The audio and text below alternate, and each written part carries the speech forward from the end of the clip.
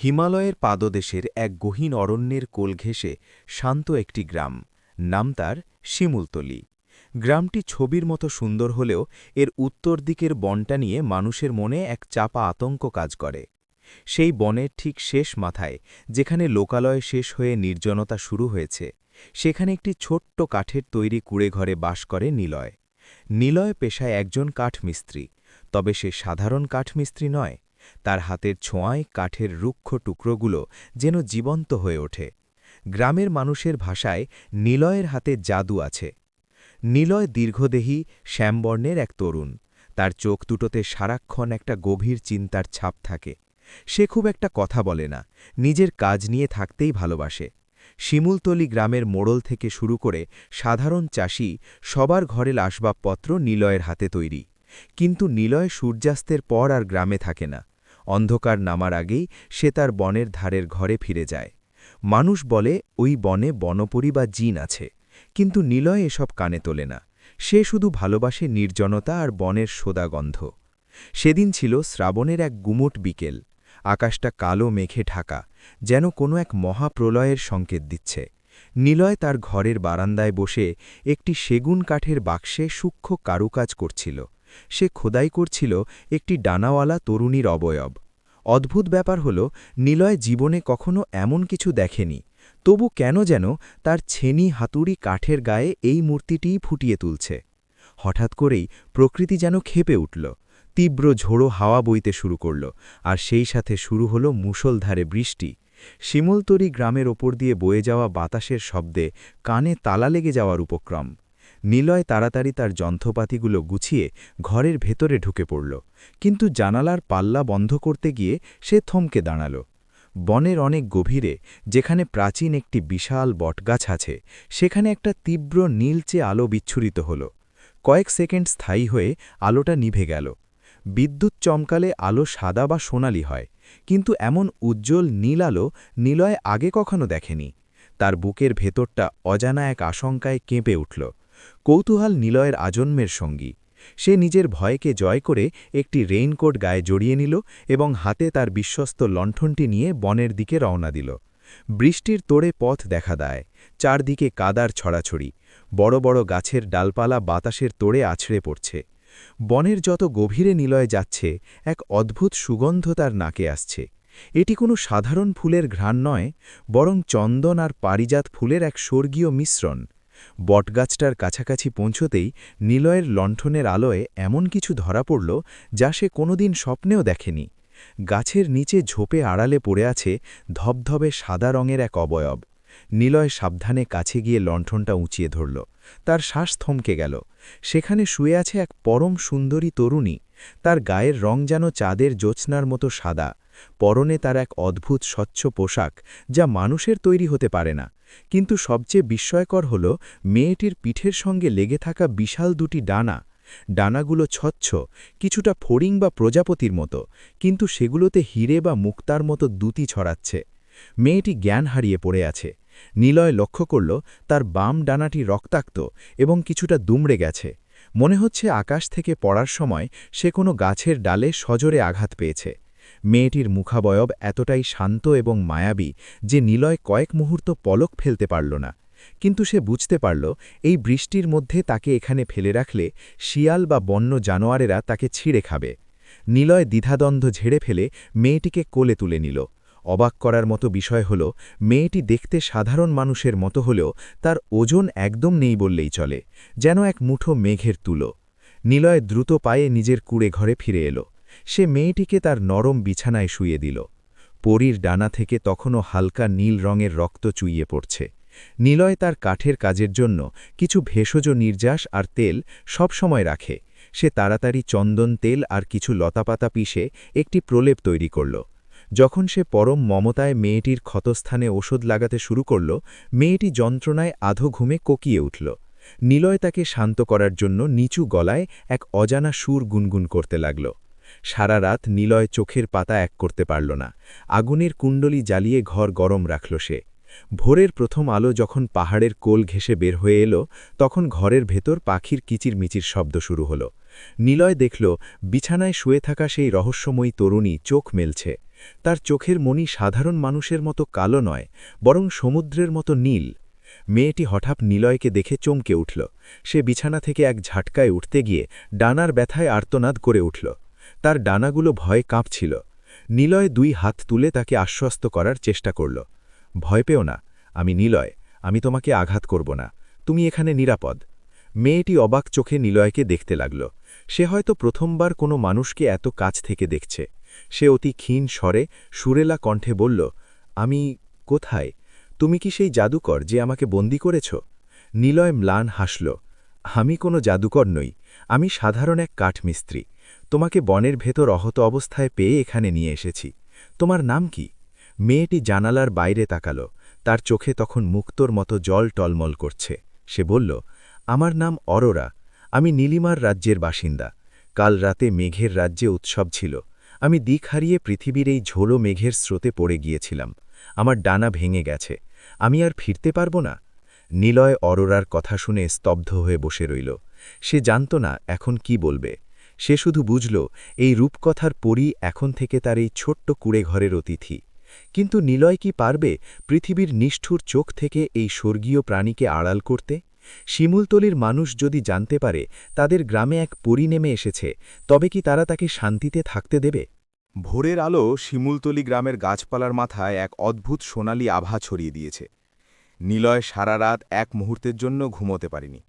তার বিছানায় শুয়ে থাকা এই অপার্থিব মানবীকে দেখে তার বারবার মনে হচ্ছিল, এ কি কোনো স্বপ্ন? কিন্তু তার হাতে লেগে থাকা সেই নীলচে রঙের রক্তের দাগ আর ঘরের বাতাসে ছড়িয়ে থাকা সেই স্বর্গীয় সুগন্ধ তাকে জানান দিচ্ছিল যে অরোরা কোনো স্বপ্ন নয়। অরোরা বিছানায় উঠে বসে তার বিশাল রূপালী ডানা দুটো গুটিয়ে রাখার চেষ্টা করছে, কিন্তু বাম পাশের ডানাকি বারবার ঝুলে পড়ছে। ব্যথায় তার কপালে বিন্দু বিন্দু ঘাম জমছে। নিলয় এক গ্লাস জল নিয়ে তার দিকে এগিয়ে দিল। এটা পান করো, তোমার শরীর খুব দুর্বল। নিলয় শান্ত গলায় বলল। অরোরা গ্লাসের দিকে বড় বড় চোখ করে তাকাল। সে হয়তো কখনো কাঁচের পাত্র দেখেনি। সে সন্তর্পণে গ্লাসটি নিল এবং এক চুমুক জল পান করল। জল পান করার সাথে সাথেই তার ফ্যাকাশে মুখে কিছুটা লাবণ্য ফিরে এলো।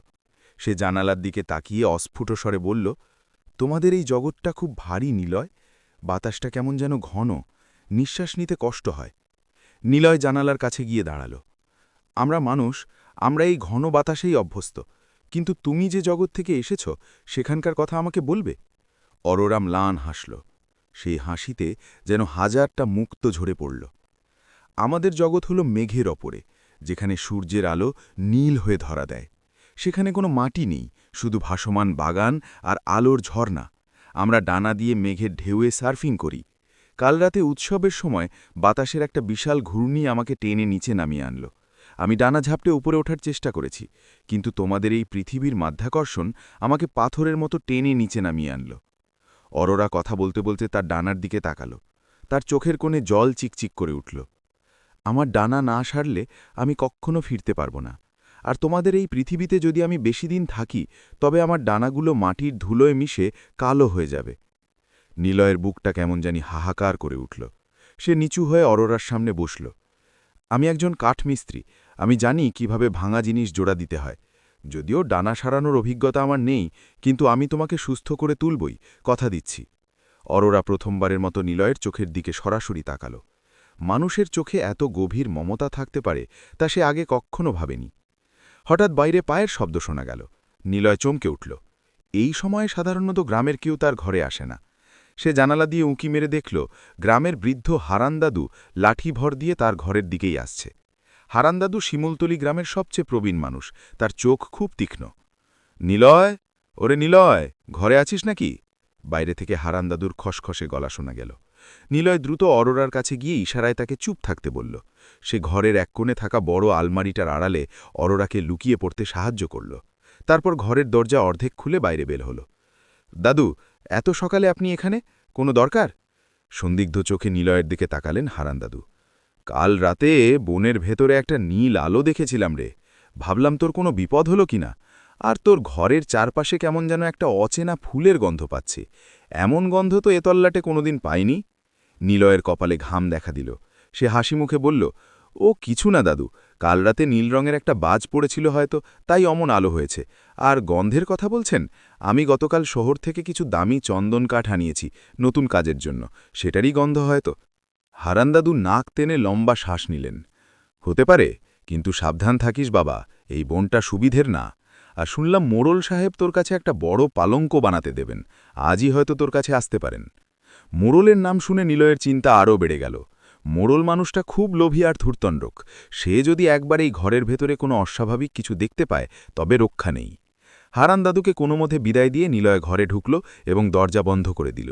সে দেখল অরোরা আলমারির আড়াল থেকে বের হয়ে অবাক হয়ে তার কাজ দেখছে। মানুষেরা কি খুব ভয়ঙ্কর হয়? অরোরা প্রশ্ন করল। নিলয় দীর্ঘশ্বাস ফেলে বলল, সবাই না, তবে অনেকেই। তারা যা বুঝতে পারে না সেটাকে ভয় পায় অথবা ধ্বংস করতে চায়। তোমাকে এই ঘরের বাইরে যাওয়া চলবে না অরোরা, অন্তত যতক্ষণ না তোমার ডানা পুরোপুরি সেরে উঠছে। সেদিন সারাদিন নিলয় কোনো কাজ করতে পারল না। সে অরোরার জন্য বনের ভেতর থেকে কিছু বুনো ফল আর মধু সংগ্রহ করে আনল। সে লক্ষ্য করল অরোরা সাধারণ মানুষের মতো ভাত বা মাছ মাংস খায় না, সে শুধু ফলের রস আর বনের ফুলের মধু পছন্দ করে। সন্ধ্যের দিকে নিলয় একটা ছোট্ট কাজ শুরু করল। সে এক টুকরো পাতলা কাঠ নিয়ে অত্যন্ত সাবধানে ঘষতে লাগল। অরোরা কাছে এসে বসল। তুমি কি করছো? তোমার ডানার জন্য একটা সাপোর্ট বা কাঠামো তৈরি করছি। তোমার হাড়ের বাঁধন ছিঁড়ে গেছে।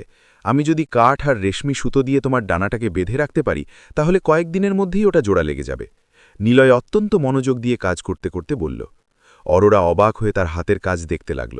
সে দেখল নিলয় কত যত্ন করে কাঠের ফালিগুলোকে একদম পাতলা আর মসৃণ করছে, যাতে অরোরার কোমল ডানায় কোনো চোট না লাগে। কাজ করতে করতে নিলয় তার জীবনের গল্প শোনাল। কিভাবে সে এতিম হয়ে এই গ্রামে বড় হয়েছে, কিভাবে কাঠের কাজ তার একমাত্র সঙ্গী হয়ে উঠেছে। অরোরা মুগ্ধ হয়ে শুনছিল। সে বুঝতে পারল এই নির্জন মানুষটার হৃদয়ে অনেক ভালোবাসা জমা আছে, যা সে কখনো কাউকে দেওয়ার সুযোগ পায়নি। রাত যখন গভীর হল, নিলয় অরোরার ডানায় তার তৈরি কাঠের সাপোর্টটি লাগিয়ে দিল। খুব সাবধানে সে রেশমি সুতো দিয়ে ডানাটি বাঁধল। অরোরা ব্যথায় শিউড়ে উঠল, কিন্তু পরক্ষণেই এক অদ্ভুত আরাম বোধ করল। এখন একটু ঘুমানোর চেষ্টা করো, নিলয় বলল। সে নিজে মেঝের ওপর একটা মাদুর বিছিয়ে শুয়ে পড়ল। মাঝরাতে নিলয়ের ঘুম ভেঙে গেল এক অপূর্ব সুরের মূর্ছনায়। সে চোখ মেলে দেখল অরোরা জানালার ধারে দাঁড়িয়ে চাঁদের দিকে তাকিয়ে গুনগুন করে গান গাইছে। তার রূপালী ডানা দুটো চাঁদের আলোয় ঝিলমিল করছে। সেই আলোয় সারা ঘর যেন এক মায়াবী রূপকথার রাজ্যে পরিণত হয়েছে। নিলয় একদৃষ্টে তাকিয়ে রইল। সে জানত না এই সুন্দর মুহূর্তটির আয়ু খুব কম। সে জানত না শিমুলতলি গ্রামের বনের অন্য পাশে কেউ একজন টেলিস্কোপ দিয়ে তার ঘরের এই নীল আলো আর মায়াবী ছায়া পর্যবেক্ষণ করছে। শিমুলতলি গ্রামের সকালটা অন্য দিনের মতো ছিল না। বাতাসের মধ্যে একটা চাপা উত্তেজনা। নিলয় যখন ঘুম থেকে জাগল, দেখল অরলা জানালার এক কোণে বসে গভীর মনোযোগ দিয়ে তার হাতের তৈরি সেই সেগুন কাঠের বাক্সটা দেখছে। ভোরের নরম আলো অরোরার ডানায় পড়ে এক অদ্ভুত রামধনু তৈরি করেছে। অরোরা আলতো করে কাঠের ওপর খোদাই করা ডানাওয়ালা মূর্তির ওপর হাত বুলাল। সে ফিসফিস করে বলল, নিলয়, তুমি এই মূর্তিটা কেন বানিয়েছ? এটা তো দেখতে ঠিক আমার মতো। নিলয় লজ্জিত হাসল। আমি নিজেও জানি না অরোরা, হয়তো অবচেতন মনে আমি জানতাম যে একদিন তুমি আসবে। কাঠের ভেতর থেকে এই ছবিটাই বারবার বেরিয়ে আসতে চাইছিল।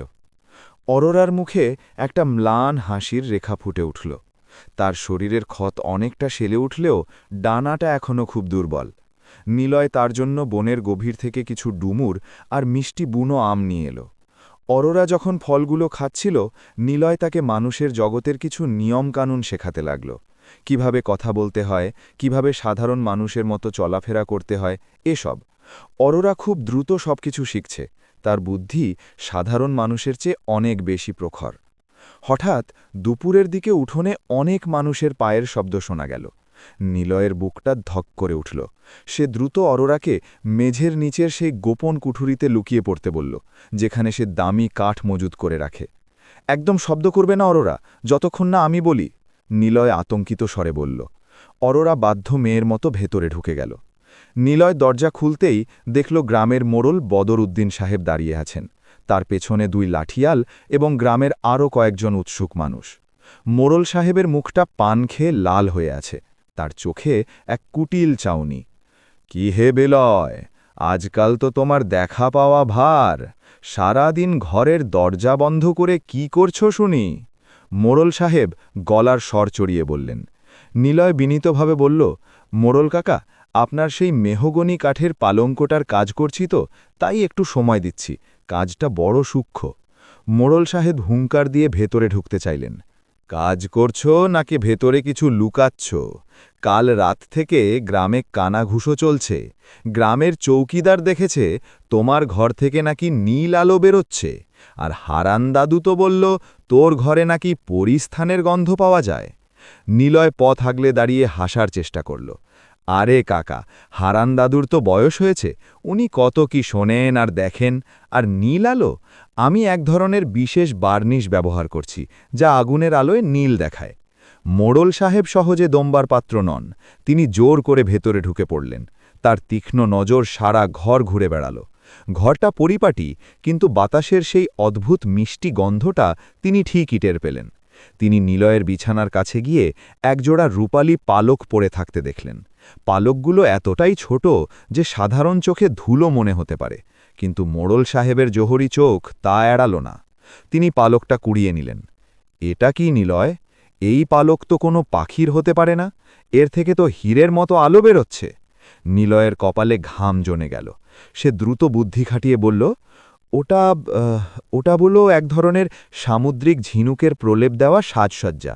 আমি শহরের এক সওদাঘরের থেকে ওটা সংগ্রহ করেছি পালঙ্কে লাগাবো বলে। মোড়ল সাহেব কিছুক্ষণ পালকটার দিকে তাকিয়ে রইলেন, তারপর সেটা নিজের পকেটে ভরে ফেললেন। ঠিক আছে, মেনে নিলাম, কিন্তু মনে রেখো নিলয়, এই শিমুলতলি গ্রামে কোনো নোংরামি বা জাদুর খেলা আমি বরদাস্ত করব না। আগামী 7 দিনের মধ্যে আমার পালঙ্ক তৈরি চাই, না হলে এই ঘর থেকে তোমায় উচ্ছেদ করব। মোড়ল দলবল নিয়ে চলে যেতেই নিলয় ধপ করে মেঝেতে বসে পড়ল। তার সারা শরীর কাঁপছে। বিপদ খুব কাছে। মোড়ল সন্দেহ করেছে, আর একবার সন্দেহ করলে সে ছাড়ে না। রাত নামলে নিলয় অরোরাকে কুঠুলি থেকে বের করে আনল। অরোরার চোখ দুটো ভয়ে ছলছল করছিল। নিলয়, ওই লোকটা খুব খারাপ, তার ভেতরে অনেক অন্ধকার। নিলয় তার হাত ধরল। আমি জানি অরোরা, তোমাকে এখানে রাখা আর নিরাপদ নয়, কিন্তু তোমার ডানা তো এখনও উড়বার মতো শক্ত হয়নি। অরোরা বিষণ্ণ স্বরে বলল, আমার ডানা সারতে আরও অন্তত 10টি পূর্ণিমা লাগবে, কিন্তু তোমাদের এই বাতাসের দূষণে আমার শক্তি কমে যাচ্ছে। আমাকে যদি রোজ রাতে ওই বটগাছের নিচে নিয়ে যেতে পারতে, তবে আমি চাঁদের আলো থেকে শক্তি সঞ্চয় করতে পারতাম। নিলয় চিন্তায় পড়ল।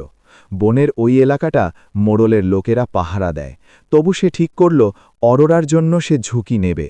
সে একটা বড় চাদর বের করল, যা দিয়ে অরোরাকে আপাদমস্তক ঢেকে দেওয়া যায়। আজ রাতে আমরা বেরোব, কিন্তু সাবধান, কেউ যেন আমাদের দেখতে না পায়।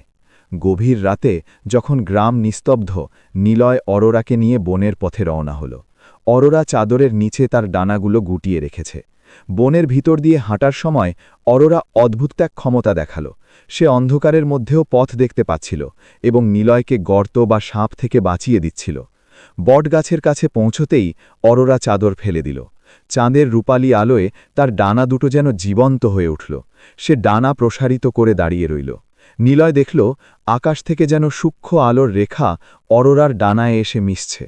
অরোরা মুখ চোখ বন্ধ করে এক স্বর্গীয় শান্তি অনুভব করছিল। কিন্তু ঠিক সেই মুহূর্তেই ঝোপের আড়াল থেকে একটা ক্যামেরার ফ্ল্যাশ জ্বলে উঠল। নিলয় চিৎকার করে উঠল, কে ওখানে? বেরিয়ে আসো! ঝোপ থেকে বেরিয়ে এলো এক যুবক। তার হাতে আধুনিক ক্যামেরা আর গলায় টেলিস্কোপ। তার পরনের শহুরে পোশাক। ছেলেটি কাঁপা গলায় বলল, শান্ত হন, আমি কোনো ক্ষতি করতে আসিনি। আমি অর্পণ, ঢাকা থেকে এসেছি বন্যপ্রাণী নিয়ে গবেষণা করতে। কিন্তু আমি যা দেখলাম, এটা কি সত্যি? এই মেয়েটির কি ডানা আছে? নিলয় অরোরাকে আড়াল করে দাঁড়াল। অরোরার চোখে তখন আতঙ্কের নীল আগুন। অর্পণ মুগ্ধ হয়ে তাকিয়ে আছে। সে জানে এই একটি ছবি তাকে পৃথিবীর বিখ্যাত গবেষক বানিয়ে দেবে। কিন্তু নিলয়ের চোখে তখন খুনের নেশা। সে তার অরোরাকে রক্ষা করতে যে কোনো কিছু করতে প্রস্তুত।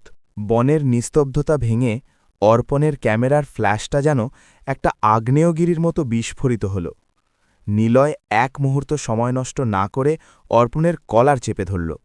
তার পেশিবহুল হাত দুটো রাগে কাঁপছিল। ক্যামেরাটা দাও, বলছি ক্যামেরাটা দাও!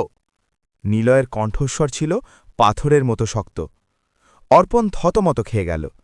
সে একজন গবেষক হতে পারে, কিন্তু নিলয়ের মতো পাহাড়ি পরিশ্রমী যুবকের শক্তির কাছে সে কিছুই না। সে তোতলানো গলায় বলল, নিলয় ভাই, শান্ত হন। আমি আমি জাস্ট বিশ্বাস করতে পারছি না আমার চোখকে। এটা কি কোনো রোবট, নাকি কোনো বিশেষ প্রজাতির পাখি? অরোরা তখন চাদরটা দিয়ে নিজেকে আবার ঢেকে নিয়েছে। তার শরীর থরথর করে কাঁপছে। সে বুঝতে পারছে এই লোকটির হাতে এমন কিছু আছে যা দিয়ে সে তার সত্তাকে বন্দী করে ফেলেছে। নিলয় গর্জে উঠল, এটা কি দিয়ে তোমার কাজ নেই? তুমি ছবি তুলেছ কেন? তুমি জানো না এটা জানাজানি হলে ওর জীবন বিপন্ন হতে পারে? অর্পণ একটু থমকে গেল। সে বুঝতে পারল নিলয় তাকে ভয় পাচ্ছে না, বরং মেয়েটিকে রক্ষা করার চেষ্টা করছে। সে ক্যামেরাটা নিলয়ের দিকে বাড়িয়ে দিল। ঠিক আছে, এই নিন, আমি ছবিগুলো মুছে দিচ্ছি, কিন্তু বিশ্বাস করুন, আমি কোনো ক্ষতি করতে আসিনি। আমি 3 দিন ধরে আপনার বাড়ির উপর নজর রাখছি, কারণ আমি বনের ভেতরে সেই নীল আলোটা দেখেছিলাম। নিলয় ক্যামেরাটা কেড়ে নিয়ে মেমরি কার্ডটা খুলে নিজের পকেটে ভরে ফেলল। তারপর অর্পণকে ধাক্কা দিয়ে সরিয়ে দিয়ে বলল, তুমি যদি ভালো চাও তবে আজ রাতের কথা ভুলে যাও। যদি কাউকে একটা শব্দও বলো, তবে এই বন থেকে তোমার লাশও খুঁজে পাওয়া যাবে না। অর্পণ চলে যাওয়ার সময় একবার অরোরার দিকে তাকাল। সেই দৃষ্টিতে হিংসা ছিল না, ছিল এক পরম বিস্ময়। সে বিড়বিড় করে বলল, পৃথিবীতে এখনও ম্যাজিক টিকে আছে। নিলয় অরোরাকে নিয়ে দ্রুত ঘরে ফিরে এলো। অরোরা তখনও স্তব্ধ হয়ে আছে। ঘরে ফিরে সে নিলয়ের হাত ধরে কাঁপা গলায় বলল, নিলয়, আমি আর এখানে থাকতে পারবো না। ওই লোকটা আমাকে দেখে ফেলেছে। মানুষের চোখ একবার যদি লোভের আলো দেখে, তবে সে শান্ত হয় না। নিলয় অরোরার মাথায় হাত রাখল। ভয় পেও না অরোরা, অর্পণ ছেলেটা হয়তো অতটা খারাপ নয়। আর আমার কাছে ওই মেমরি কার্ডটা আছে। ছবি ছাড়া কেউ তাকে বিশ্বাস করবে না। কিন্তু নিলয় জানত না বিপদ অন্য দিক থেকে আসছে। পরদিন সকালে শিমুলতলি গ্রামের মোড়ল বদরুদ্দিন তার বৈঠকখানায় বসেছিলেন। তার সামনে বসে আছে এক জীর্ণ শীর্ণ চেহারার তান্ত্রিক। নাম তার কালু ভৈরব। মোড়ল সাহেব গতরাতে নিলয়ের ঘর থেকে কুড়িয়ে পাওয়া সেই রূপালী পালকটা কালু ভৈরবের হাতে দিলেন। কালু ভৈরব পালকটা ছুঁতেই তার চোখ বড় বড় হয়ে গেল। সে জিভ দিয়ে পালকটা চেটে দেখল। মোড়ল সাহেব, এ তো সাধারণ কিছু নয়। এটা কোনো মৎস্যর প্রাণীর ডানা নয়। এ হলো আকাশচারী বা হুরপরীদের ডানার অংশ। এর ভেতরে জাদুকরী ক্ষমতা আছে। এই একটা ডানা যদি আমার হাতে আসে, তবে আমি অমরত্ব পেতে পারি, আর আপনি পেতে পারেন অফুরন্ত ধনসম্পদ। মোড়ল সাহেবের চোখের মণি লোভে চকচক করে উঠল। অফুরন্ত সম্পদ? তুমি নিশ্চিত? 1000 ভাগ নিশ্চিত। কালু ভৈরব ফিসফিস করে বলল, নিলয়ের ঘরে যে আছে সে সাধারণ কোনো মেয়ে নয়, সে এক পরী। তাকে কবজা করতে হবে, কিন্তু সরাসরি ধরলে সে উড়ে চলে যেতে পারে।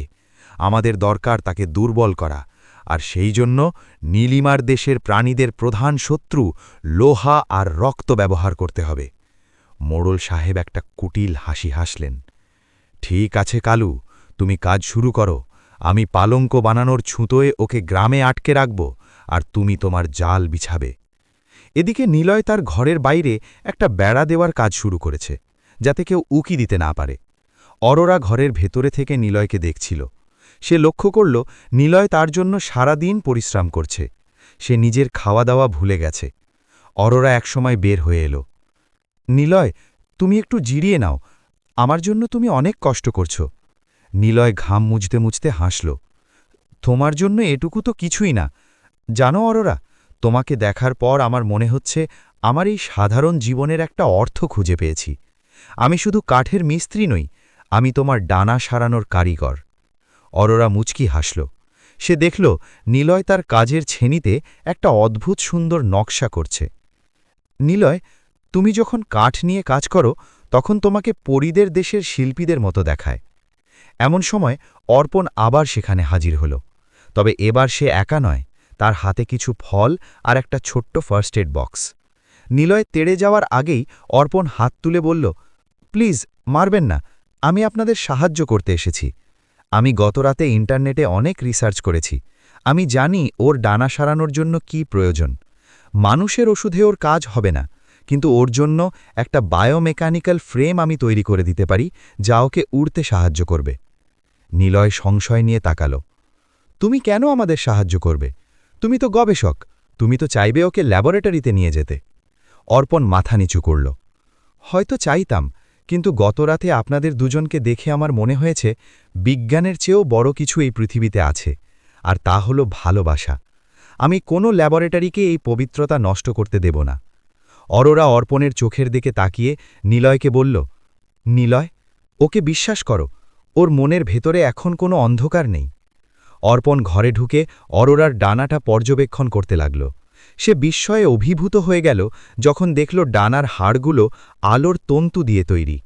সে যখন ক্ষতস্থানে একটা বিশেষ মলম লাগাতে গেল, ঠিক তখনই বাইরে থেকে ভেসে এলো অনেক মানুষের চিৎকার আর ঢোলের শব্দ। মোড়ল সাহেব দল বল নিয়ে আসছেন, তাদের হাতে লাঠি, মশাল আর কালু ভৈরবের দেওয়া সেই তান্ত্রিক শিকল। নিলয় বুঝতে পারল অর্পণ আসাতে সে অন্য কোনো বিপদের কথা ভুলে গেছে। শিমুলতলি গ্রামের মানুষ এখন তাদের ঘরের দুয়ারে। শিমুলতলি গ্রামের শান্ত দুপুরটা যেন মুহূর্তেই বিষিয়ে উঠল। ঢোলের কর্কশ শব্দ আর মানুষের চিৎকারে বনটা থমথমে হয়ে উঠেছে। মোড়ল বদল উদ্দিনের নেতৃত্বে এক বিশাল জনতা নিলয়ের কুড়েঘরের দিকে এগিয়ে আসছে। সবার হাতে লাঠি, মশাল আর চোখে এক অদ্ভুত উন্মাদনা।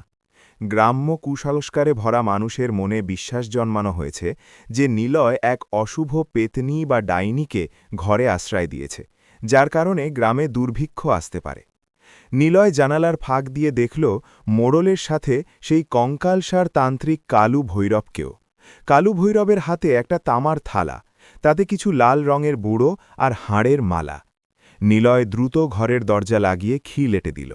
অর্পণ আতঙ্কিত গলায় বলল, নিলয় ভাই, এরা তো পাগল হয়ে গেছে, ওরা যদি ভেতরে ঢোকে তবে অরোরাকে মেরে ফেলবে। অরোরা কোণে দাঁড়িয়ে কাঁপছিল, তার স্বচ্ছ ডানাগুলো ভয়ে কুঁচকে গেছে। সে ফিসফিস করে বলল, নিলয়, আমি মানুষের ক্রোধ সহ্য করতে পারব না, ওদের মনে অনেক কালো ধোঁয়া, আমাকে এখান থেকে চলে যেতে দাও। নিলয় অরোরার দুহাত শক্ত করে ধরল। কোথায় যাবে অরোরা? তোমার ডানা এখনো ওড়ার মতো হয়নি, তুমি বাইরে বেরোলেই ওরা তোমাকে ছিঁড়ে ফেলবে। তুমি এই গোপন কুঠুরিতে ঢোকো, আমি দেখছি কি করা যায়। নিলয় অরোরাকে লুকানোর ব্যবস্থা করে একটি কুড়াল হাতে নিয়ে দরজার সামনে দাঁড়াল। অর্পণও ভয় পেলেও একটি ভারী কাঠের তক্তা হাতে নিল।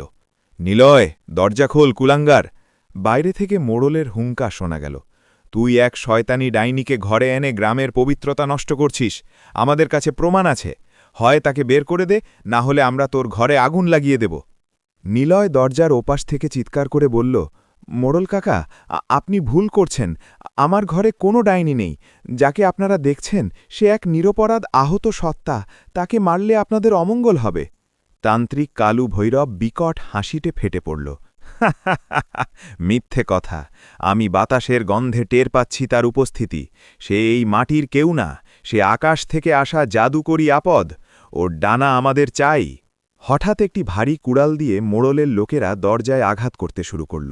ঝমঝম করে কাঠের টুকরো খসে পড়তে লাগল। নিলয় জানত এই জীর্ণ দরজা বেশিক্ষণ টিকবে না। সে অর্পণের দিকে তাকিয়ে বলল, অর্পণ, তোমাকে একটা কাজ করতে হবে। তুমি পেছনের জানালা দিয়ে বের হয়ে বনের ভেতর গিয়ে তোমার বাইকটা স্টার্ট করো, আমি অরোরাকে নিয়ে ওদিক দিয়ে বের হওয়ার চেষ্টা করব। অর্পণ দ্বিধা না করে জানালার দিকে দৌড়ে গেল, কিন্তু বাইরে তখন ঘেরাও করে রেখেছে মোড়লের লাঠিয়ালরা। অর্পণ বের হতেই তারা তাকে ধরে ফেলল। এই তো আরেকটা শহরের দালাল, চিৎকার করে উঠল। তারা অর্পণকে বেদম মারধর শুরু করল। অর্পণের চশমাটা ভেঙে মাটিতে পড়ে গেল। ভেতরে নিলয় দেখল দরজার একটা পাল্লা ভেঙে গেছে। কালু ভৈরব সেই ফাঁক দিয়ে তার হাতের লাল গুঁড়ো ঘরের ভেতর ছুঁড়ে মারল। সেই গুঁড়ো বাতাসে মিশতেই এক দম বন্ধ করা ঝাঁঝালো গন্ধ তৈরি হল। নিলয় কাশতে কাশতে মেঝের ওপর পড়ে গেল। তার চোখের সামনে সবকিছু ঝাপসা হয়ে আসছে। অরোরা কুঠুরির ভেতর থেকে এই দৃশ্য দেখে আর স্থির থাকতে পারল না। সে জানত মানুষ তাকে ঘৃণা করছে, কিন্তু নিলয় তাকে বাঁচাতে গিয়ে প্রাণ দিচ্ছে। হঠাৎ কুঠুরির ঢাকনা ঠেলে অরোরা বেরিয়ে এলো। তার চোখের রং নীল থেকে গাঢ় বেগুনি হয়ে গেছে। সে তার ভাঙা ডানা দুটো সজোরে ঝাপটাল। মুহূর্তের মধ্যে ঘরের ভেতর এক তীব্র আলোর বিস্ফোরণ ঘটল। সেই আলো এতটাই প্রখর ছিল যে বাইরে থাকা মানুষেরা অন্ধের মতো চোখ চেপে ধরল। মোড়ল আর তার লোকেরা কয়েক হাত পেছনে ছিটকে পড়ল। কালু ভৈরব চিৎকার করে উঠল, জাদু, ডাইনির জাদু, ওকে শিকল দিয়ে বাঁধো। অরোরা টলটলেতে নিলয়ের কাছে দিয়ে তার মাথায় হাত রাখল। তার স্পর্শে নিলয়ের বিষক্রিয়া মুহূর্তেই কেটে গেল। নিলয় চোখ মেলে দেখল অরোরা এক স্বর্গীয় তেজে জ্বলছে, কিন্তু তার নাক দিয়ে নীল রক্ত ঝরছে। অতিরিক্ত শক্তি ব্যবহারের ফলে তার ছোট শরীরটা ভেঙে পড়ছে। অরোরা, না, তুমি নিজের ক্ষতি করছ, নিলয় কাতর স্বরে বলল। অরোরা ক্লান্ত গলায় বলল, নিলয়, আমাকে নিয়ে এখান থেকে পালাও, আমি বেশিক্ষণ এই আলো ধরে রাখতে পারব না। নিলয় অরোরাকে পাজা কোলা তুলে নিল। সে জানত মোড়লের লোকেরা কয়েক মুহূর্তের জন্য দিশেহারা হয়ে আছে। এটাই সুযোগ। সে ঘরের পেছনের দেওয়ালের একটি দুর্বল অংশ লাথি মেরে ভেঙে ফেলল। তারপর অন্ধকারের বুক চিরে বনের গভীরে দৌড়াতে শুরু করল। পিছন থেকে কালু ভৈরবের কণ্ঠস্বর ভেসে আসছিল, পালাবি কোথায়? আমার তান্ত্রিক শিকল তোর গন্ধ চিনে নিয়েছে। যেখানেই যাবি আমার যমদূত তোদের পিছু ছাড়বে না। নিলয় বনের কাঁটাঝোপ ভেদ করে ছুটছিল।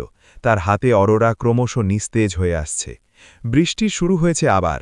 মেঘের গর্জন যেন পরীদের ওপর মানুষের এই অবিচারের বিরুদ্ধে প্রকৃতির প্রতিবাদ। বনের অনেক গভীরে একটি পুরনো গুহার সামনে এসে থামল নিলয়। সে পেছনে তাকিয়ে দেখল মশালগুলোর আলো ধীরে ধীরে কাছে আসছে। গ্রামের মানুষ পঙ্গপালের মতো তাদের পিছু নিয়েছে। কিন্তু সবচেয়ে বড় বিপদ হল অরোরা। তার ডানাগুলো এখন ধূসর হয়ে যাচ্ছে। পৃথিবীর ঘৃণা আর হিংসা পরীদের অস্তিত্বকে বিষিয়ে দেয়। নিলয় অরোরাকে গুহার ভেতর শুইয়ে দিয়ে নিজের শরীরের চাদরটা দিয়ে ঢেকে দিল। সে বিড়বিড় করে বলল, যতক্ষণ আমি বেঁচে আছি কেউ তোমার ডানা স্পর্শ করতে পারবে না অরোরা। আমি আজ কাঠমিস্ত্রি নই, আমি তোমার রক্ষক। গুহার মুখে নিলয় তার কুড়ালটা শক্ত করে ধরল। প্রথম মশালটা যখন গুহার মুখে দেখা গেল, নিলয় বুঝতে পারল এই রাতই হয়তো তাদের শেষ রাত। গুহার অন্ধকার আর বৃষ্টির শব্দ মিলে এক ভয়াবহ পরিবেশ তৈরি হয়েছে। বাইরে মশালগুলোর আলো বনের গাছপালার ওপর দীর্ঘ ছায়া ফেলছে। নিলয় গুহার মুখে দাঁড়িয়ে আছে, তার হাতে শক্ত করে ধরা সেই কুড়াল। এই কুড়াল দিয়ে সে হাজারো শক্ত কাঠ চিড়েছে, কিন্তু আজ একে মানুষের রক্তের বিরুদ্ধে ব্যবহার করতে হবে ভেবে তার হাত সামান্য কাঁপছে। তবে অরোরার দিকে তাকালে সেই কাঁপুনি থমকে গিয়ে এক বজ্রকঠিন প্রতিজ্ঞায় রূপ নিচ্ছে। গুহার ভেতর থেকে অরোরা অস্ফুট সরে ডাকল, নিলয়, ওরা কি এসে পড়েছে? নিলয় পেছনে না তাকিয়েই বলল, চিন্তা করো না অরোরা, এই গুহার মুখটা খুব ছোট, একবারে একজন মানুষের বেশি ঢুকতে পারবে না, আমি কাউকেই ভেতরে যেতে দেব না। বাইরে থেকে কালু ভৈরবের বিকট অট্টহাসি শোনা গেল। নিলয় রে, গর্থের ইঁদুর হয়ে কতক্ষণ লুকিয়ে থাকবি? ওই পরীর ডানার সুগন্ধ বাতাসকে মাতাল করে দিচ্ছে, ওকে আমার হাতে দিয়ে দে, আমি তোকে অনেক ধন সম্পদ দেব। মোড়ল সাহেব তোর সব অপরাধ ক্ষমা করে দেবেন। মোড়ল সাহেব পাশ থেকে গর্জে উঠলেন, নিলয়, অনেক হয়েছে, এই অর্পণ ছোকরাকেও আমরা বেঁধে রেখেছি, যদি ভালো চাস তো বেরিয়ে আয়। নিলয় দেখল মোড়লের দুইজন লাঠিয়াল অর্পণকে হিড়হিড় করে টেনে আনছে। অর্পণের জামাকাপড় ছিঁড়ে গেছে, কপাল থেকে রক্ত ঝরছে, সে কাতরাচ্ছে কিন্তু কিছু বলতে পারছে না। নিলয় চিৎকার করে বলল, মোড়ল কাকা, নিরপরাধ মানুষের ওপর অত্যাচার করবেন না, অর্পণ আপনাদের কোনো ক্ষতি করেনি, আর আমার ঘরে যা দেখেছেন তা কোনো শয়তানি নয়, আপনারা যাকে ধ্বংস করতে চাইছেন সে আকাশের আশীর্বাদ। কালু ভৈরব একটা জ্বলন্ত মশাল গুহার মুখে ছুঁড়ে মারল। আগুনের শিখা নিলয়ের খুব কাছে এসে পড়ল। সে ভয় পেল না, কিন্তু তান্ত্রিক এবার এক ভয়ঙ্কর কাজ করল। সে তার পকেট থেকে এক মুঠো সরিষা আর কিছু কালো তিল বের করে অদ্ভুত মন্ত্র পড়তে লাগল। তারপর সেগুলো গুহার মুখে ছড়িয়ে দিল। মুহূর্তের মধ্যে গুহার চারপাশের ঝোপঝাড় থেকে শত শত বিষধর সাপ কিলবিল করে বেরিয়ে আসতে লাগল। কালু ভৈরব তার কালো জাদুর সাহায্যে বনের সাপগুলোকে বশীভূত করে গুহার ভেতরে ঢোকানোর চেষ্টা করছে। নীলস আতঙ্কে পাথর হয়ে গেল। সে কুড়াল দিয়ে মানুষ আটকাতে পারে, কিন্তু একসাথে এতগুলো সাপ কিভাবে ঠেকাবে? সাপগুলো হিস হিস শব্দ করে গুহার ভেতর ঢুকতে শুরু করল। ঠিক সেই সময় গুহার ভেতর থেকে এক অদ্ভুত আলোর ঢেউ আছড়ে পড়ল। অরোরা টোলটোলে তোলে উঠে দাঁড়িয়েছে, তার দুই চোখ দিয়ে অশ্রুর বদলে নীল রঙের জ্যোতি বের হচ্ছে। সে তার ডান হাতটা শূন্যে তুলল। এক মুহূর্তের জন্য মনে হলো পুরো গুহাটা কেঁপে উঠল। সেই আলোর ঢেউ যখন সাপগুলোর গায়ে লাগল, তারা যেন আগুনের ছোঁয়া পেয়ে দিক বিদিকে ছুটে পালিয়ে গেল। কিন্তু এই শক্তি ব্যবহারের মূল্য দিতে হলো অরোরাকে। সে মুখ থুবড়ে পড়ে গেল। তার রূপালী ডানা দুটো এখন কুচকুচে কালো হয়ে যাচ্ছে। মানুষের ঘৃণা আর তান্ত্রিকের কালো জাদু পরীদের জাদুকরী শক্তির মূল উৎসকে আক্রমণ করছে। কালু ভৈরব চিৎকার করে উঠল, হয়েছে, কাজ হয়েছে, ওর তেজ কমে আসছে, এখন ওকে ধরা সহজ, ধর ওকে। লাঠিয়ালরা যখন গুহার মুখে ঝাঁপিয়ে পড়ল তখন নিলয় এক উন্মত্ত বাঘের মতো লড়তে শুরু করল। সে কুড়ালের উল্টো পিঠ দিয়ে প্রথম জনের ঘাড়ে আঘাত করল। সে আর্তনাদ করে লুটিয়ে পড়ল। দ্বিতীয় জন লাঠি দিয়ে নিলয়ের হাতে আঘাত করলে নিলয়ের হাত থেকে কুড়ালটা পড়ে গেল। কিন্তু নিলয় দমে যায়নি। সে খালি হাতেই লোকটাকে জাপটে ধরে পাথরের দেয়ালে সজোরে ধাক্কা দিল। কিন্তু নিলয় একা কজনের সাথে পারবে? 4-5 জন মিলে তাকে ধরে ফেলল এবং মাটিতে ফেলে লাথি মারতে শুরু করল। মোড়ল সাহেব বিজয়ীর হাসিতে গুহার ভেতর ঢুকতে চাইলেন। ঠিক তখনই বনের অন্য পাশ থেকে পুলিশের সাইরেনের শব্দ শোনা গেল। একটা নয়, কয়েকটা জিপ গাড়ির শব্দ। নীল আর লাল আলো বনের অন্ধকারকে চিরে দিচ্ছে। মোড়ল সাহেব থমকে দাঁড়ালেন। পুলিশ? এখানে পুলিশ কেন? ঝোপঝাড় ভেঙে একদল পুলিশ অফিসার বেরিয়ে এলেন। তাদের নেতৃত্বে একজন বলিষ্ঠ অফিসার, হাতে তার পিস্তল। তার পেছনে দেখা গেল অর্পণের কলেজের এক বড় ভাই এবং তাদের প্রফেশনাল টিম। আসলে অর্পণ আসার আগেই তার লোকেশন শেয়ার করে রেখেছিল এবং তার টিমকে জানিয়েছিল যে সে এখানে এক বড় আবিষ্কারের সন্ধানে আছে। যখন তার সাথে যোগাযোগ বিচ্ছিন্ন হয় তখন তারা পুলিশ নিয়ে অভিযানে নামে। পুলিশ দেখে মোড়লের লাঠিয়ালরা পালিয়ে যেতে শুরু করল। কালু ভৈরব তার পোটলা পুটলি নিয়ে অন্ধকারের আড়ালে অদৃশ্য হওয়ার চেষ্টা করল, কিন্তু পুলিশ তাকে ধরে ফেলল। মোড়ল সাহেব তাচুমাচু হয়ে দাঁড়িয়ে রইলেন। অফিসার চিৎকার করে বললেন, কাউকে নড়তে দেবেন না, এখানে বেআইনিভাবে মানুষ নির্যাতনের খবর আছে আমাদের কাছে। পুলিশ যখন গুহার ভেতর ঢুকল তারা দেখল নিলয় রক্তমাখা অবস্থায় মাটিতে পড়ে আছে, আর তার বুকের কাছে মুখ গুজে পড়ে আছে এক অদ্ভুত চেহারার তরুণী, যার পিঠে বড় বড় কালো হয়ে যাওয়া ডানা। অফিসার আর পুলিশ সদস্যরা থমকে দাঁড়িয়ে গেলেন। তারা জীবনে অনেক অপরাধী দেখেছেন, কিন্তু এমন দৃশ্য কল্পনাও করেননি। কেউ একজন বিড়বিড় করে বলল, স্যার, এটা কি মানুষ নাকি কোনো ড্রোন? নিলয় অতি কষ্টে উঠে বসল। সে অরোরাকে নিজের চাদর দিয়ে পুরোপুরি ঢেকে ফেলল। সে জানে পুলিশের হাতে পড়া মানে অরোরা এখন ল্যাবরেটরির গিনিপিগ হয়ে যাবে। তখনই অর্পণ ছাড়া পেয়ে খুঁড়িয়ে খুঁড়িয়ে নিলয়ের কাছে এলো। সে পুলিশের দিকে তাকিয়ে বলল, অফিসার, এই মেয়েটি গুরুতর আহত, একে দ্রুত হাসপাতালে নেওয়া দরকার, তবে সাধারণ হাসপাতালে নয়, আমার পরিচিত একটি প্রাইভেট রিসার্চ সেন্টারে নিতে হবে, যেখানে ওর গোপনীয়তা রক্ষা হবে। নিলয় অর্পণের চোখের দিকে তাকালো। সেই চোখে এক বিচিত্র সংকেত ছিল। অর্পণ কি আসলেই অরোরাকে বাঁচাতে চাইছে, নাকি সেও এখন বিজ্ঞানের লোভে তাকে বন্দী করতে চায়? নিলয় অরোরাকে কোলে নিল। তার শরীর এখন বরফের মতো ঠান্ডা। সে বুঝতে পারল শিমুলতলি গ্রাম থেকে হয়তো তারা রক্ষা পেয়েছে, কিন্তু এক বৃহত্তর খাঁচায় বন্দী হতে চলেছে তারা দুজনেই। পুলিশের গাড়িতে অরোরাকে যখন তোলা হচ্ছিল সে একবার চোখ মেলল। সে নিলয়ের হাতটা শক্ত করে চেপে ধরল। তার ঠোঁট নড়ল, কিন্তু কোনো শব্দ বের হল না। শুধু এক ফোঁটা নীল অশ্রু নিলয়ের হাতের ওপর পড়ল, যা পরীদের দেশের শেষ বিদায়ের সংকেত।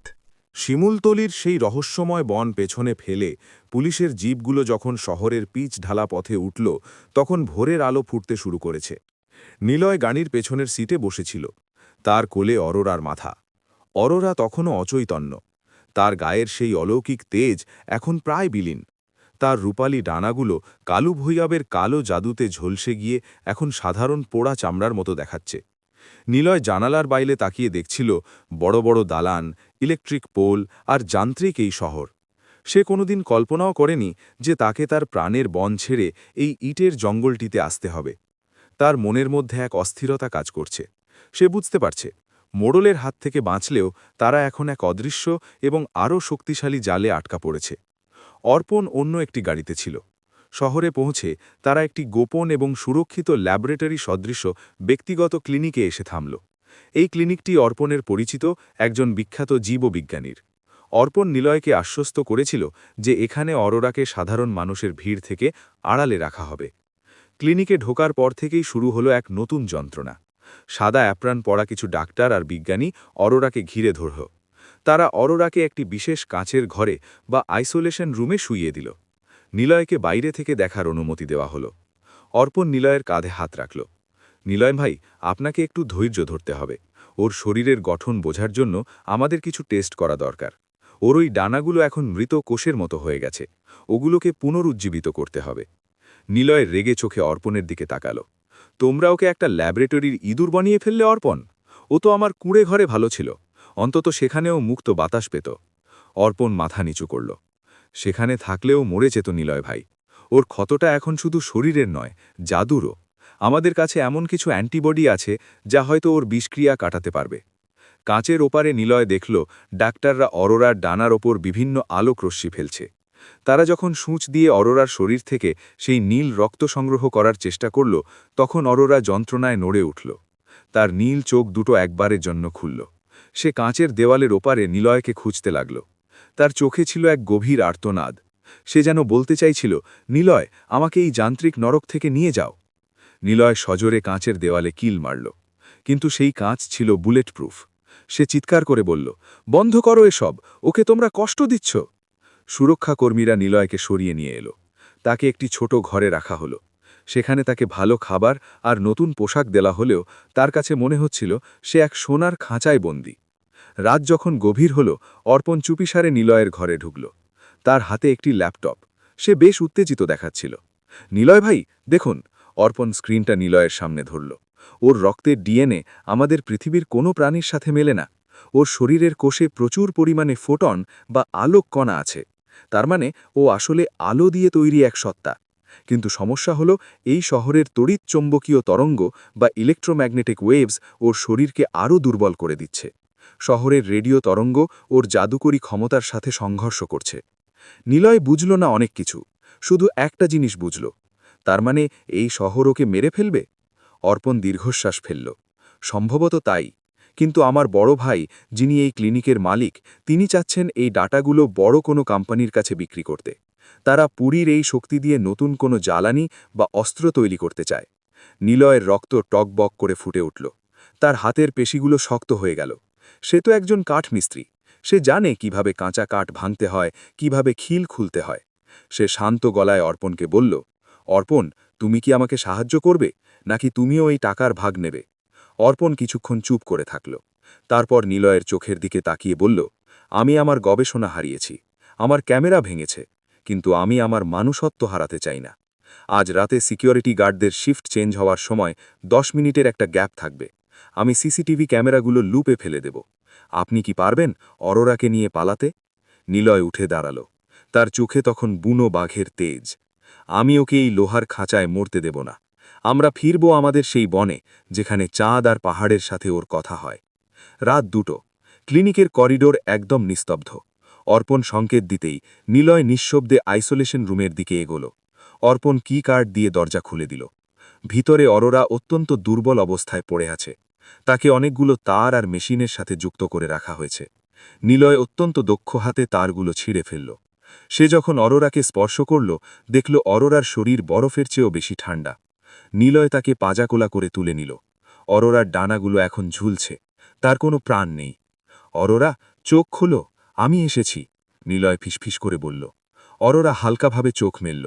নিলয়কে দেখে তার ঠোঁটে একটি ক্ষীণ হাসি ফুটে উঠল। সে খুব কষ্টে বলল, নিলয়, চলো নীলিমার দিকে যাই।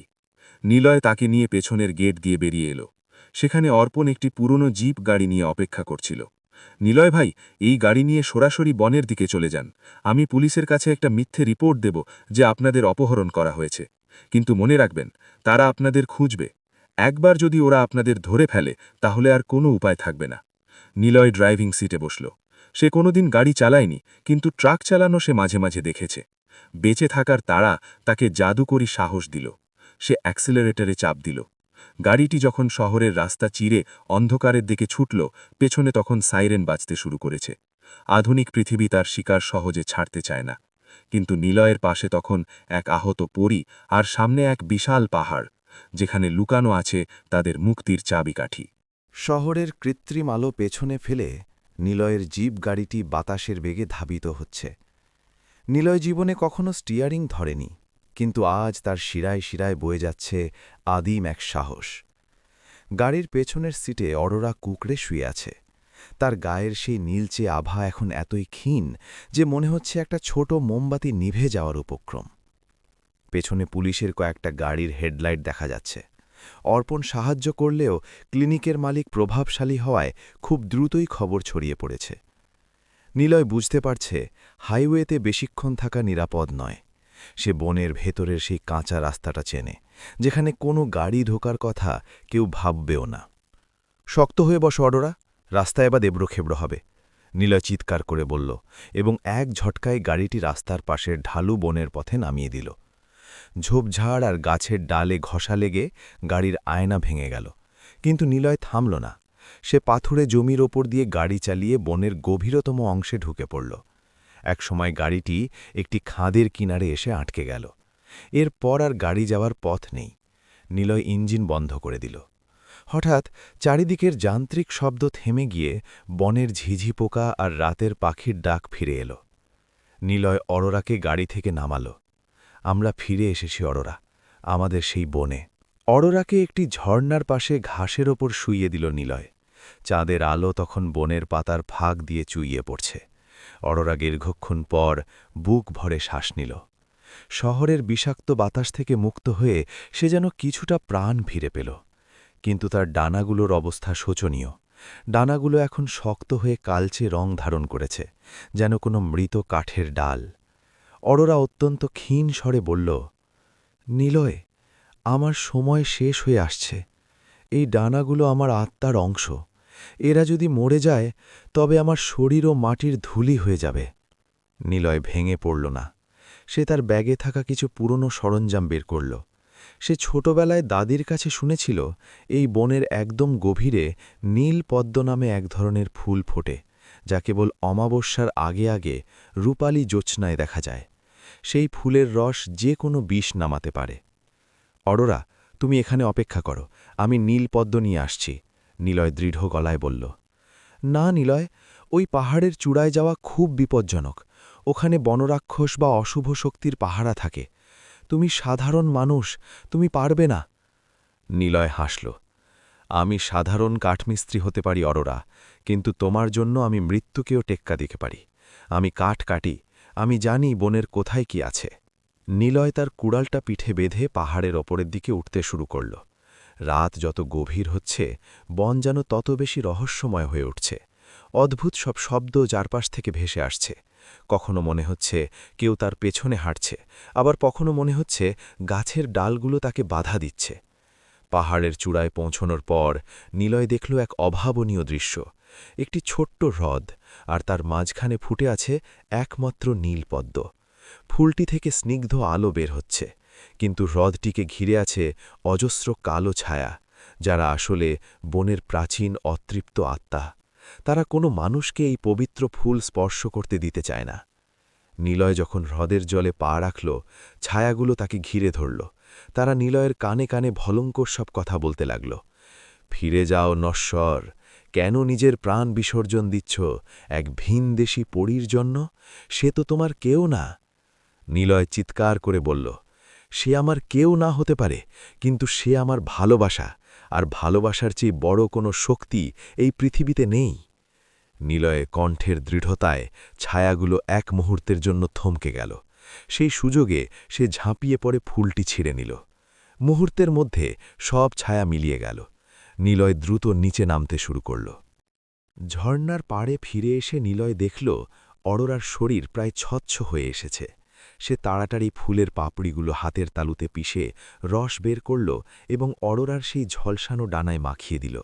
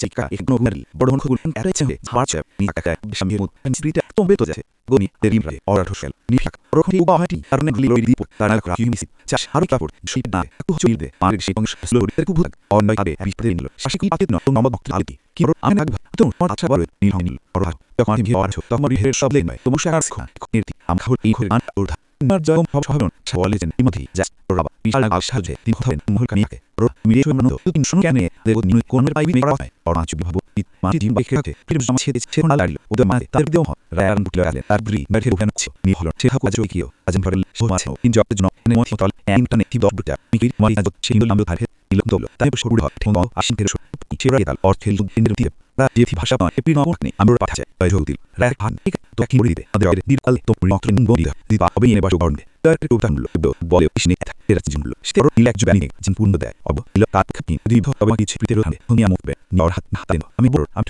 মিনি পেপনে তো দিয়ে দাও আমার থেকে সবে জোর আর শিবি খুনে দয়ন নির্জশন আমি জানা তিরা জোরে বড়ায় শুনে মাকে হচ্ছে এই ঢাকার দুন অগার কুপুন্দিত ইমারিয়া কোন ধরা এনে মবন হাজে আফের পড়নে কোনা রাবিরে টঙ্গ খুলো দয়িক নিয়ার ছাচুর মোহে সোতনা উবা সব মান হাতে টিকডো সার আলে টি এবং আপাক ধরে সতাইছে রারা ইনে লতেন এই কারণ হারাল টিসু নিতে নির্মল শেয়ার প্রত আজুর আনপুনি তো কোট একম কাহারো আগিপার তো সোদ আকাতে ইয়ে ক্রাসন বেতার অতুমা দেখুন ইলাকি সামিলো তারে বেল মুলিন কো দুশাটির লে সুয়ার খেরো জোয়া কোট তুই ধারা এবং চিরাকো পাটি ফোন খাইগে তে তাই কান আছে শুধু আজ রাশ সুধা এবং মনে রোকে বন দিশা কয়েক এক ছন্দে আর ভাব এটা আর অল কাহাতো রাটি মন কোক জাইলো প্রতি হাল আকিরে নিয়ারুল প্রোয়াই তিরস দেশল মনক গাকি থকুনা এবং গুলি রাখ ইলামে এও নি ভাই নোক গাক কোক চাকদর চাকুল লতায় সেলাই রোলা রুই আর হর গাকাল লকল ধান বড় নাচ জনি পড়ছ আইর দুত রাখবি আসে তয়নে তো পায়ে ও শিবর অর আহা অট পাটিস কে কল আমশুল নিদে তাবর নাক গুকে না লুমর রিমোক্র হিত গহরুছে তো একবার বেউলো আথরুকে এবং শৈবাই নি পরে ক্রিয়েট আদলান লো আনল এক বন্ধ বকলো আজ ছেড়ে দিলেন এক মাস রিমোক্র আনন করে নিলে আইলি সমানা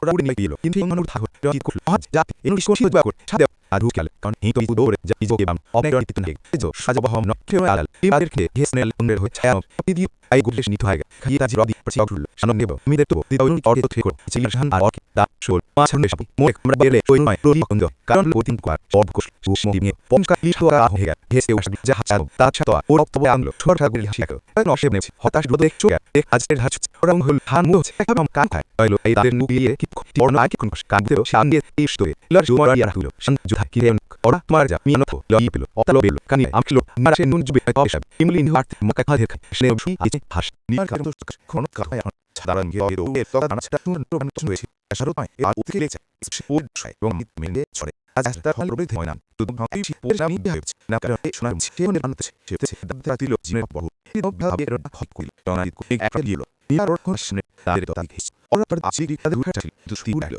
নিদে দাবার দিয়েছে খারোছে তাতে দিল গেল ঠিক অর স্ক্রিনশট সে কোন কুটি করেছে এবং শেষ করতে তরকে ভাবি আর দাদা দিয়েছে ওরা রোলা নিজি করলো ইনার এর প্রয়োজন নিয়ে কুড়ি আজকে ভালো হলো কি এর বুকে কোন আপলো তাস কুটি ভুল নিজি ছোট প্রতীক এর লিস্ট আশাপের মিয়া ওর বিয়াকিল ইলে তুমি ভিতর হাতে দেও আজ কাট তো আমি ঠিক বিট বাগরি তাহলে মকা না করব ঠিক সময় নেই আর কৃষ্ণ আমি সাল আলোরি সম্মত অঙ্কা তো চোট তার হাওয়ে জারু হিল আজ হাতে পেলে পুলাকে আদি দিন ছোট কথা কি তাকে ততলো সে নিলবার মানে সাল ক্রুল হল এক শব্দ আর কি হের ওক রাশে না থাকবো আর তো বিয়ান অকিন এবাতকে এ হয় না তারা দিয়ে আগর এই ছোট তারা গির আগর আওয়াজ করে এত ভরো অনর তা কুড়ি ছানা ওরা একটা হলো সে নীল আফা নিউ পাজে কি আর না তাই করবে সির ছপের সম্ভব এক ছুটি আকো মানে এক ধাসলে রে ব্রিকা টুকলো তারা সুস জারি বক সিনগিশ নির্কাল রাখ সেন বিমো হয়েছে নি তার কি আর কাকরি ডবল সিতুলার কারণের উপরে বেড়াল ক্রানুল শান পিলো তার হাত থেকে পতো মে এটা হে বিচার করা অঙ্গে ভিজে মাস আপ যায় রাখতো আর সে মিলা হয়ে জাস্ট ফাইল কালে দিলাম ভাইতেন জিসুমাগ নিলে আহে তোমার মর্ক এক মাস দল এতিরো আর আমিখলা দেখ গবন তাকে দিয়ালো তার শিখাতান তাকে মাই মাসদি পায়ে ধুলি মনি রহা যে সে হাবিনি পাপেস্তো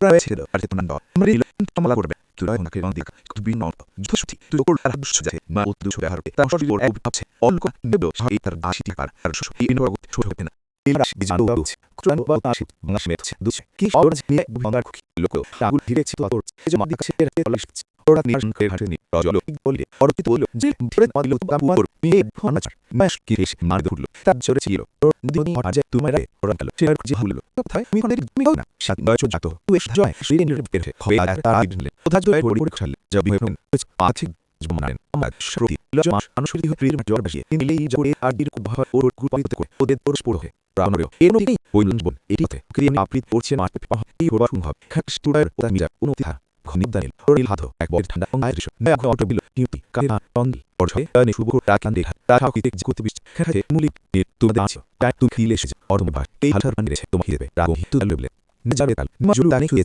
তা দি তই এবং কেব মস ফিতাজ কিমি অবশেষ মূল আর দেব জাস্ট নিয়াজ বল নাম সেন গোয়া মাস সিনে জাতি শুরে শারি এবাদে সুদ বানের তিমু পাওন অর কন্ডম শো কহা তো হতে রকিন ওকে কোন অর জিতেও তে কিনা জানে দি এবাতি তান হিল দিওয়াল কানুরবা এ রোই মানুষ বাইরে যেত ওরা আলহাম শাহ আমি ছেলে মালহ থাক ইতর রিশত ইয়া করে আড়াই মিটকে কি বাটো পুমাতো পেচের টিয়া লিপত্রু নিদাত সেক্টর শাক মে ভামত রোড থেকে নি ওরে বাইলাইও এ মাস এ মালা কোনো শহ আডনি না হক মিলারে মিহেলে দাজা মিশোতে বাইরা পাশে চললো রানঘন 30 দাউর নিদিন বাইট বিয়া বাইমা ইলিক করলো প্রণতন দিনের জিপের নিনা আর্টিস্ট লিহা হল ধীরে খর গুড়ে যাক হঠাৎ লো পিতো দাটিও জিপ কোন ভিড়ে যায় সব নিলোবেল তুইছে নিশি কুখারা কাখনিস পরে রোজ নি আকেলো হারাস সব কনভার উপর মনে চিচ লহব তাসি হাসি কার্ডবোর্ড কাহিনী বট হাই টেক ও মুজি আনে শিব তুপস ডালো টুস পরগা চিস লউল ফিস মিতা ইলা আর দাক অনেক আদি খো দেদেশা লমনব মিলে তোর কিওয়া হেরোইকা আর ঠিক আছে শিমুলি গা তো আগমশো পুয়াকশো পাহাড় থাক কই জিবুরে আর প্লাস্টিক নিমি বালো আর মাটি পুরি অঙ্কন তিনুরে দে আঠিও আর বেশি হইচ কে নিতে শাক অকমেরনো অন পাউট কাচুই শীর্ষেলো ইলাই রাসুক ছুয়েছ ছলেলবে ভালো তিন ভাবি গোট আসে বলে কোন কোরাছি হে হারুন আগে আয়াস তথনছে মেতাল ছাক ইলা সন্তিক প্যান ছচকা সিলনছে নিহলো অভুজ পতু দাঁড়িয়েছ আজ আমি সাইন আমেরে ধসি জিবা ছপিস কর আবথিয়া তুলিল প্যান তাক ফুটতে আগে শরণ লাতো এক তালকা পহাস নত ছাও আটুজো বড় হুমসা কাদিয়ালা নিয়াকশন আর্ট এক পোদ একটা বেন শিও হকে সুশ্রী আটানা দিল নাই অটো এসে এই ভিউ পুরো কোন নেই আমি মরজি পাজি লট আমি চেষ্টি বাদ রাত অত দে হনা কর মা আর হয়েছে রাত তাই নি সরে না বংশা ইনার অন উঠা বসছো সেন গুলি হগই কিন্তু আতাই হির হরে রিলি পাত আমরা আর নাচবো লোক মানে এই তো নাচ কোন ইমা বেটা তাক কি আলো পানি অন দেখি লবেবলো পন্ডি উঠতে যা যে যা আর স্টেজ ডাক ছুয়া তখন নোটা খুম দিলো আর তো না ইনা আমরা ইতে দিয়া বয় আনিও আর মাঠে জড়াম হয় দুপক রুকিনি গ্রেমল দইনি মুলে লুমে সেটা হবে তামিতা আর কানা কি আমাকে রোড ইশ কো পানিশ ইন্দে বল দুষ্ট নিল ঘরে হলো যার দেখ নিয়ার অন ইন্দে বল আলো পুরো হয় রহিস বল উতুই এত তোবার প্লেয়ার ছনা ক্রিয়াটা দিতে না বুক কাদিতাছি একটু তা আর নিশার ঠিক মর বলিল বেতে এই কাটা ওপর হাকবে খাবি উঠতে হানিলাবে এতে লোক কোনকে আর কি আগে লোক আর হয়ে তো তো অনিয়ে তো নিয়ে এক কিছু আর হিটার দি পড়ন দিও নয় তো আর হেয়ারই সাদা দিছে সাদা তো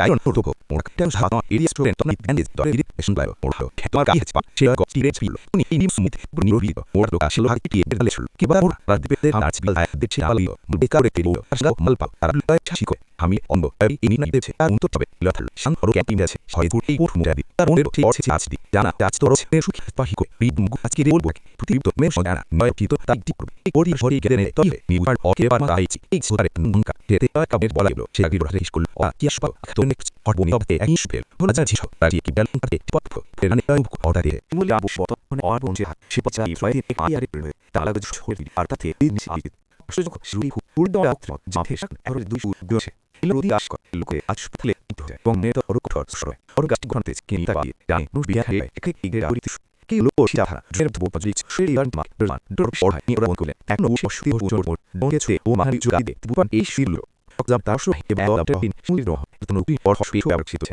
সিঙ্গেল মার চিনি বলল আর নেস হয় কয় সোশ্যাল তু পর এসে গে বালদা আজ দুতে তা আলো পারলো মালিক আর শক মুশবেল নেতো তাতে পুরো যখন মজা তুতে জুহের ছে এবে কাম বাবা ইলশক বো আর পথে মেল বেলো নি ভাই ইনে লাইব্রেরি রাফি বিদ্রোকা আনস্নে পড়বে ডজন বেটপেন চিকমেট পড়বেন ল আজ দিন নো বিও ওর ইরা শুনতে কাম বাবা দশ একটি গেল নয় টি বাবা আপনি পড় ইট হবে ডজন হাতে লেখা তো নিতে রাজটি এতলো ল আদা তু হসনে ছাক করবে তোমার রাইল নিয়ে আগর টিপল শুতে আতে অন দিও ফুস জরুরি এবং হাতে টিপল তো আজকে এই আর শিক্ষা আজ ভূমিলো লিখা সিদ্ধান্ত কর তুমি পড়াকাল জুবিল আন এক থেকে তারা ওরা তাইও মাথে তা আর বিয়ের কারণ ডক্টরের হদ অফিল তারা জীবিত কি মাথে দুই নাশ দে ওরা অর্ডার গেছেন শিলতে নাই টিকেন বাই আমাকে চিন্তা রাখো গে আসিরে রোজ নয়ালি শরদে সমজন নিশাল দেখ রাত চুরা ডক্টর ভিন এক দাবি বেবি গেছে আর নোটেছেন রো রাশি মন্টি কো দুট মিয়া গুলো মুতেনে চাকি দ্রানলো ধরে হইলো রলো আইবো আইয়া দেলো এ অটো থিয়ারি মুরো বে কিমা আকিনি দোনেন প্রিবে ভাষপনা এক সেশন মানিতে নয় হইলো তাই আটুয়া টাকা অহলো ইন্টি এক প্রজুছি আনে বারমানি আই তোমার হাসি আর সেন উমার মাশুর তো শিক্ষা দরি অপিরি পরে মনিদেন মিতো তো মির আগে তো আছে দরি আর কিও গেল এক অন শেমে অনে লজা রুখিমা স্পেশে এত নিয়ে ওরা করে তুই ওরা ইলিলে ওই নামটা কিন্তু অন চিতা এক অল বুকিং তোমার মনে জুক্স হচ্ছে চোষাজিক অনেক মতো ছাড়তে দেন আস্তে তুই না পায় নেজো জারুইন হচ্ছে ওরা হারে শুই ফুটামা গাথে এক পুরো বেছে কাশ গিরান অমুরি অমুর দিল তখন ওয়াশ বড়ান যা দুঃখ এম জোতে যে পদ ননে দিল অন মিট শিথে সল না লোতে আছে যে হাসহাস পাস এই কারজগুল আর মারো অন পুরুল ভাবকে চাইটাও হবে কিনি যে জান হানি প্রিপেন এবু তাকে চলনের ইলিন বসল নিশ্চয়ই বসায় পুতন যুক্ত হলো এখন ইনু কোন শরীর রেখে যাচ্ছে পালা নতা ধীরে ধীরে বিভা আটঙ্ক খেলা করতে ইনা কর্মছন অতি মালিত তারকা দোসই নীল খামনা বিভকি রায়ার স্কেল তাজিও বল বানাতেও ঠিক ভিন্তু শোল তেমা রবড় আজ নির্ভাত হয় তো ভাই ভাবে দেন্ত গো যারা আন্দোলন ধীরে টিকে আসবে কি টন নীলো তপত থেকে বেরিলো এক পিতিয়া ইমো অজর হাকাল রোটা হরে নামলো তাকে কাট বুটো যে বাস যা ভাবিলো আদম অবা সুন্দর তিন বোর ছুয়া হরা ভুল আদু বিচ কাদিশরে মাকে তেল ক্রুয়ারো এখন মানে ওর খইছে ইন্দোর মা লজ শায় ক্রু ভর ছিল সুরশ কাবাটি করতে পারবে আর বাকি কুতলি রে নদু যা চাই সেতে নে একেবারে ইউটিউব নেগর প্রিসটা একটু রন ডজন ওন গে নদী হপা রিদাদে ওলাম চিতে হয়ে তন চিস এক ব্রিগ শিল সাইবের দিশপুখ বান্ধবে মামা খুব লাভ জগি হম কুসমে আর কাদি খা এসব আর কে শাই উড়ো কোন উৎপাদ নি জুন মানুষ নকরাই হলে ইতমাস জল বল কিছু বল আই নি তে জুহে জানে দেখ থাকি তার সাজ আছে